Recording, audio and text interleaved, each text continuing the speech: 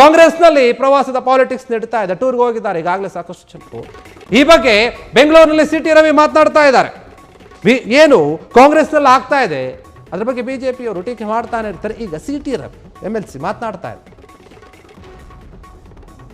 ನೋಡಿ, ಒಂದು ಗುಂಪು ಕಾಂಗ್ರೆಸ್ನಲ್ಲಿ ವಿದೇಶಕ್ಕೆ ಹೋಗಿದೆ ಈಗಾಗಲೇ. ಆದರೆ ಇನ್ನೊಂದು ಗುಂಪು ಏನಿದೆ, ನಾಯಕತ್ವದ ಬದಲಾವಣೆ ಬೇಕು ಅಂತ ಹೇಳ್ತಾ ಇದೆ. ಒಂದು ಗುಂಪು ಬೇಕು ಅಂತ ಹೇಳ್ತಾ ಇದೆ. DKC ಸಾಹೇಬರು ಬ್ರಾಂಡ್ ಬೆಂಗಳೂರು ಮಾಡ್ತೀನಿ ಅಂತ ಹೇಳ್ತಾ ಇದ್ರು ಪದೇ ಪದೇ. ಏನಾಗ್ತಾ ಇದೆ ಈಗ? ಅದನ್ನ ಪ್ರಶ್ನಿಸಿದವರಿಗೆ ನಿಮ್ಮ ಮುಂದೆನೇ ಕಸವನ್ನ ಹಾಕ್ತೀನಿ ಅಂತ ಬೆದರಿಕೆ ಹಾಕ್ತಾ ಇದ್ದಾರೆ. ಇದು ಸರಿನಾ? ಇದೇನಾ ನಿಮ್ಮ ಬ್ರಾಂಡ್ ಬೆಂಗಳೂರು ಮಾದರಿ ಅಂತ ಪ್ರಶ್ನೆ ಮಾಡ್ತಾ ಇದ್ದಾರೆ. ಕರ್ನಾಟಕ ಬೆಂಗಳೂರು ಬರ್ಬಾದ್ ಆಗ್ತಾ ಇದೆ, ಬರ್ಬಾದ್ ಮಾಡೋಕೆ ಇವರು ಹೊರಟಿದ್ದಾರೆ ಅಂತ ಟೀಕೆ ಮಾಡ್ತಾ ಇದ್ದಾರೆ. ನಿಮ್ಮ ಆ ದಿನಗಳ ರೀತಿ ಧಮಕಿ ಹಾಕ್ತಾ ಇದ್ದೀರಾ ನೀವು ಅಂತ ನೆನಪಿಸ್ತಾ ಇದ್ದಾರೆ DK ಶಿವಕುಮಾರ್ ಅವರಿಗೆ. ಜಪಾನ್ನಲ್ಲಿ ಭ್ರಷ್ಟಾಚಾರಿ ಏನಿರ್ತಾರೆ ಅವರನ್ನು ನೇಣು ಹಾಕ್ತಾರೆ. ನೀವೇನು ಮಾಡ್ತೀರಿ ಇಲ್ಲಿ ಆ ಕೆಲಸ ಏನಿದೆ ಅದನ್ನೇ ಮಾಡಿದ್ರೆ ನಿಮ್ಮಲ್ಲಿ ಎಷ್ಟು ಜನ ಉಳಿದುಕೊಳ್ತಾರೆ ಒಂದು ಸ್ವಲ್ಪ ಯೋಚನೆ ಮಾಡಿ. ನಿಮ್ಮ ನೌಕರರು ಏನಿದ್ದಾರೆ ಅವರು ಸಾರಿಗೆ ನೌಕರರು ಹಿಂಬಾಕಿಯನ್ನು ಕೇಳ್ತಾ ಇದ್ದಾರೆ. ಅವ್ರ ಬಗ್ಗೆ ತಲೆ ಕೆಡಿಸ್ಕೊಳ್ತಾ ಇಲ್ಲ ನೀವು.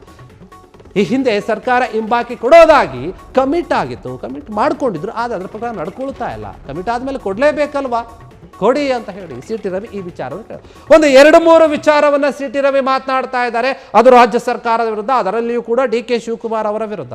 ಏನು ನಿನ್ನೆ ಆಯಿತು ಒಂದು ವಿಚಾರ, ಕಸದ ವಿಚಾರ, ಆ ಗಾಡಿಗಳ ವಿಚಾರ ಏನಿತ್ತು ಅದನ್ನು ತಡೆದಿದ್ದಕ್ಕೆ DK ಶಿವಕುಮಾರ್ ಒಂದು ರೀತಿಯಲ್ಲಿ ಬೇರೆ ರೀತಿಯಾಗಿ ಮಾತನಾಡಿದ್ರು. ಏನಂದರೆ, ನೀವು ಏನಾದರೂ ಅದಕ್ಕೆ ಅಡ್ಡಿಪಡಿಸ್ತೀರಿ ಅನ್ನೋದು ಆದರೆ ನಾವು ನಿಮ್ಮ ಮನೆ ಮುಂದೆ ತಂದು ಸುರಿತೀವಿ, ಇಲ್ಲ ನಿಮ್ಮ ಕಚೇರಿಯ ಮುಂದೆ ಬಂದು ಕಸವನ್ನು ಸುರಿಬೇಕಾಗುತ್ತೆ, ಎಚ್ಚರಿಕೆ ಇರಿ, ಸುಮ್ಮನೆ ಇದ್ರೆ ಸರಿ ಅನ್ನೋಂಥ ರೀತಿಯಲ್ಲಿ ಮಾತನಾಡಿತು.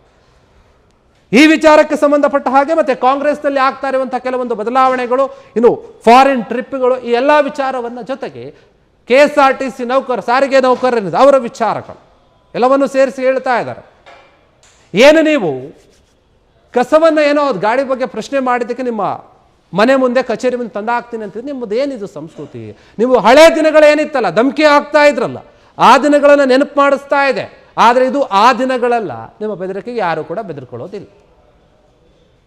ಯಾಕಂದ್ರೆ ನೀವೇ ಹೇಳ್ತೀರಿ ನಾವು ಬೆಂಗಳೂರನ್ನ ಅಭಿವೃದ್ಧಿ ಮಾಡ್ತೀವಿ, ಗ್ರೇಟರ್ ಬೆಂಗಳೂರು ಮಾಡ್ತೀವಿ, ಹಾಗೆ ಹೀಗೆ ಅಂತ ಎಲ್ಲ ಆಗ್ತಾ ಇದೆ. ಧಮಕಿ ಹಾಕ್ತಾ ಇದ್ರೆ ಕಸವನ್ನು ತಂದು ಹಾಕ್ತೀವಿ ಅಂತ ಹೇಳ್ತಾ ಇದ್ದೀರ. ನೌಕರರು ಕೇಳ್ತಾ ಇದ್ದಾರೆ, ಸಾರಿಗೆ ನೌಕರರು ಹಿಂಬಾಕಿ ಹಣ ಕೊಡಿ, ಅದನ್ನು ಕೂಡ ಕೊಡ್ತಾ ಇಲ್ಲ. ಇನ್ನು ಭ್ರಷ್ಟಾಚಾರದ ವಿಚಾರವಾಗಿ ಬಂದರೆ ಜಪಾನ್ನಲ್ಲಿ ಏನಾಗುತ್ತೆ, ನೇಣು ಹಾಕ್ತಾರೆ. ನೀವೇ ಹಾಕ್ತೀರಾ? ಆ ರೀತಿಯಾಗಿ ತಗೋತೀರಾ? ಒಂದು ವೇಳೆ ಆ ರೀತಿಯಾಗಿ ಮಾಡಿದ್ರೆ, ರೂಲ್ಸ್ ಬಂದರೆ ಎಷ್ಟು ಜನ ನಿಮ್ಮಲ್ಲಿ ಉಳಿದುಕೊಳ್ತಾರೆ ಅನ್ನೋದನ್ನು ನೀವೇ ಪ್ರಶ್ನೆ ಮಾಡ್ಕೊಳ್ಳಿ. ಇದು ಆ ದಿನಗಳಲ್ಲ ನೀವು ಆ ರೀತಿಯಾಗಿ ನಡೆದುಕೊಳ್ಳೋಕೆ, ಧಮಕಿಯನ್ನು ಹಾಕೋಕೆ. ನಾವು ಕೂಡ ಗಮನಿಸ್ತಾ ಇದ್ದೀವಿ.